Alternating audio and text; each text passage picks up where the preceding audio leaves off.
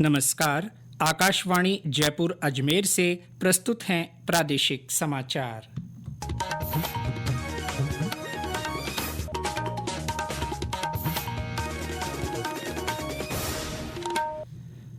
मुख्य समाचार। केंद्रीय वित्त मंत्री निर्मला सीतारमण ने आज 2025-26 का केंद्रीय बजट पेश किया। बजट में किसानों के लिए धन धान्य कृषि योजना की घोषणा की गई। व्यक्तिगत आयकरदाताओं के लिए 12 लाख रुपए की सालाना आय पर कोई टैक्स नहीं। आरएएस प्री परीक्षा 2024 कल आयोजित होगी। प्रदेश भर में 2000 से अधिक परीक्षा केंद्र बनाए गए। और विश्व पुस्तक मेला नई दिल्ली में आज से शुरू हुआ। जयपुर में चल रहे जयपुर लिटरेचर फेस्टिवल में बड़ी संख्या में जुटे साहित्य प्रेमी।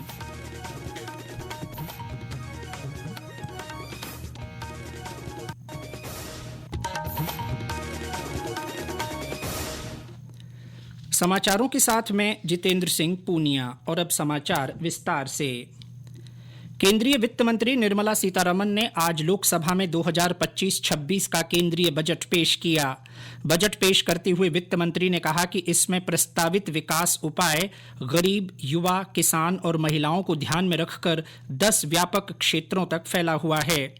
उन्होंने कहा कि सरकार का लक्ष्य अगले 5 वर्षों में रोजगार आधारित विकास को सक्षम बनाना है। वित्त मंत्री ने घोषणा की कि किसानों के लिए धन धान्य कृषि योजना शुरू की जाएगी। योजना के तहत सिंचाई की सुविधाओं में सुधार किए जाएंगे और दीर्घ तथा लघु अवधि के ऋण की उपलब्धता को सुविधाजनक बनाया जाएगा। वित्त मंत्री ने कहा कि अब किसान क्रेडिट कार्ड के माध्यम से 5 लाख रुपए तक का ऋण दिया जाएगा। पहले ये सीमा 3 लाख रुपए तक थी। कपास उत्पादकता बढ़ाने और दालों में आत्मनिर्भरता हासिल करने के लिए मिशन की घोषणा की गई। उन्होंने कहा कि उच्च पैदावार, कीट रोधी तथा जलवायु अनुकूल बीजों को तैयार करने के लिए उच्च पैदावार बीज मिशन शुरू किया जाएगा। इसके अलावा घर घर नल से जल पहुंचाने वाले जल जीवन मिशन को वर्ष 2028 तक बढ़ाया जाएगा। वित्त मंत्री ने करदाताओं को छूट देते हुए घोषणा की कि 12 लाख रुपए तक की सालाना आय पर कोई कर नहीं देना होगा। वेतनभोगी करदाताओं के लिए ये सीमा 75,000 रुपए की मानक कटौती के कारण 12,75,000 रुपए होगी। This government, under the leadership of Prime Minister Modi, has always believed in the admirable energy and ability of the middle class in nation building. In recognition of their contribution,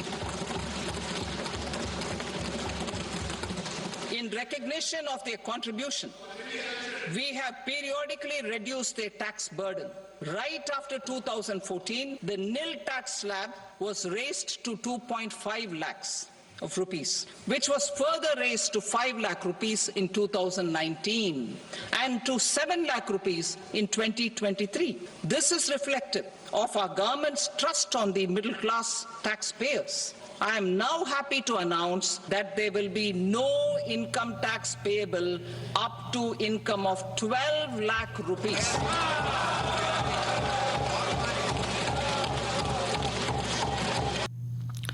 वित्त मंत्री ने कहा कि सूक्ष्म और लघु उद्यमों के लिए ऋण सीमा को 5 करोड़ रुपए से बढ़ाकर 10 करोड़ रुपए किया जाएगा। उद्यम पोर्टल पर पंजीकृत सूक्ष्म उद्यमों के लिए 5 लाख रुपए की सीमा वाले विशेष क्रेडिट कार्ड शुरू किए जाएंगे। स्टार्टअप के लिए ऋण सीमा 20 करोड़ रुपए तक की जाएगी।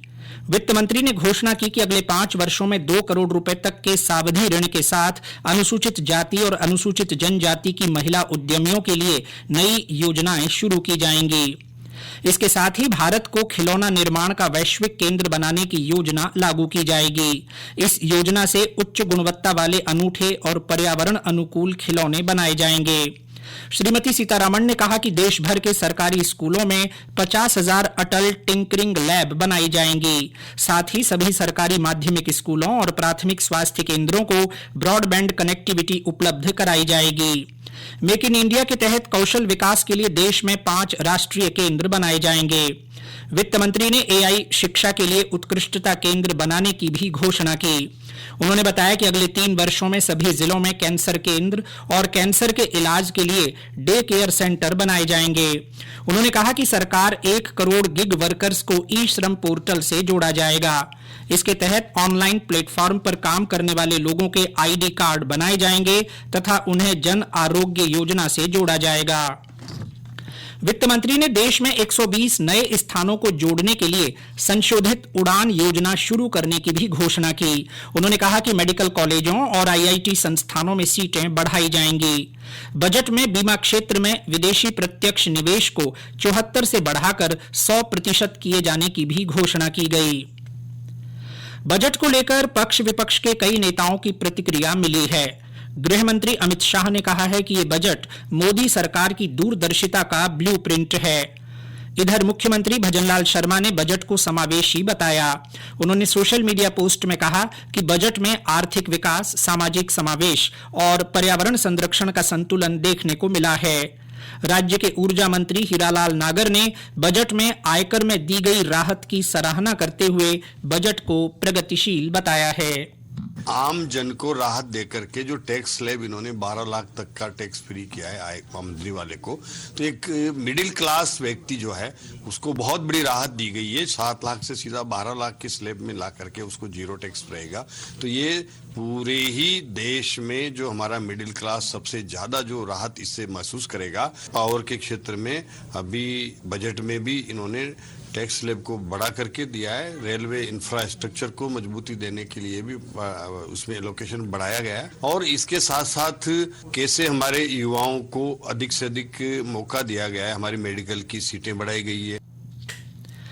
उधर विपक्ष ने बजट की आलोचना करते हुए कहा है कि इसमें मध्यम वर्ग और युवाओं के लिए कोई प्रावधान नहीं किया गया है। कांग्रेस सांसद शशि थरूर ने कहा है कि बजट में बेरोजगारी की समस्या और युवाओं से जुड़े अन्य मुद्दों पर चर्चा नहीं की गई है। वहीं तृणमूल कांग्रेस के सांसद अभिषेक बनर्जी ने कहा कि बजट में मध्यम वर्ग के लिए कुछ नहीं है और सरकार केवल जनता को गुमराह करने की कोशिश कर रही है। ये समाचार आकाशवाणी जयपुर अजमेर से प्रसारित किए जा रहे हैं। समाचार बुलेटिन में आपका फिर स्वागत है। राजस्थान लोक सेवा आयोग की ओर से आरएएस प्री परीक्षा 2024 कल आयोजित की जाएगी। परीक्षा के लिए प्रदेश भर में 2045 परीक्षा केंद्र बनाए गए हैं। परीक्षा के लिए 6,75,000 अभ्यर्थियों ने आवेदन किया है। आयोग के सचिव रामनिवास मेहता ने बताया कि परीक्षा एक ही पारी में दोपहर 12 से 3 बजे तक आयोजित की जाएगी। परीक्षा केंद्रों पर अभ्यर्थियों को 1 घंटा पहले तक ही प्रवेश दिया जाएगा। उन्होंने बताया कि परीक्षा केंद्र से 100 मीटर के क्षेत्र में स्थित सभी साइबर कैफे और ई मित्र को परीक्षा के दौरान बंद करवाने के निर्देश दिए गए हैं। परीक्षा केंद्रों पर मोबाइल फोन तथा अन्य इलेक्ट्रॉनिक उपकरण पूरी तरह से वर्जित रहेंगे। परीक्षा खत्म होने से पहले किसी अभ्यर्थी को परीक्षा केंद्र छोड़ने की अनुमति नहीं होगी। राष्ट्रपति द्रौपदी मुर्मू ने आज नई दिल्ली में भारत मंडपम में विश्व पुस्तक मेला 2025 का उद्घाटन किया। भारतीय गणतंत्र के 75 वर्ष पूरे होने के सिलसिले में आयोजित इस वर्ष के पुस्तक मेले का विषय है हम भारत के लोग। इस वर्ष के पुस्तक मेले में रूस प्रमुख देश के रूप में शामिल है। इसमें लगभग 2000 प्रकाशक और 1000 वक्ता हिस्सा ले रहे हैं। जयपुर में चल रहे जयपुर लिटरेचर फेस्टिवल का आज तीसरा दिन है। शनिवार होने के कारण फेस्टिवल में बड़ी संख्या में साहित्य प्रेमी पहुंच रहे हैं। फेस्टिवल में विभिन्न सत्रों के माध्यम से लेखक और विचारक लोगों से रूबरू हो रहे हैं। आज माई मदर माई सेल्फ सत्र में सुप्रसिद्ध लेखिका सुधा मूर्ति और उनकी बेटी अक्षता मूर्ति ने अपने विचार साझा किए। इसके अलावा महाकवि कन्हैयालाल सेठिया पुरस्कार से कवि बद्री नारायण को सम्मानित किया गया। और अंत में मुख्य समाचार एक बार फिर। केंद्रीय वित्त मंत्री निर्मला सीतारमण ने आज 2025-26 का केंद्रीय बजट पेश किया। बजट में किसानों के लिए धन धान्य कृषि योजना की घोषणा की गई। व्यक्तिगत आयकरदाताओं के लिए 12 लाख रुपए की सालाना आय पर कोई टैक्स नहीं। आरएएस प्री परीक्षा 2024 कल आयोजित होगी। प्रदेश भर में 2000 से अधिक परीक्षा केंद्र बनाए गए। और विश्व पुस्तक मेला नई दिल्ली में आज से शुरू हुआ। जयपुर में चल रहे जयपुर लिटरेचर फेस्टिवल में बड़ी संख्या में जुटे साहित्य प्रेमी। इसके साथ ही प्रादेशिक समाचार बुलेटिन समाप्त हुआ। हमारा बजट विशेष बुलेटिन दोपहर 3:15 बजे राजस्थानी में प्रसारित होगा। नमस्कार।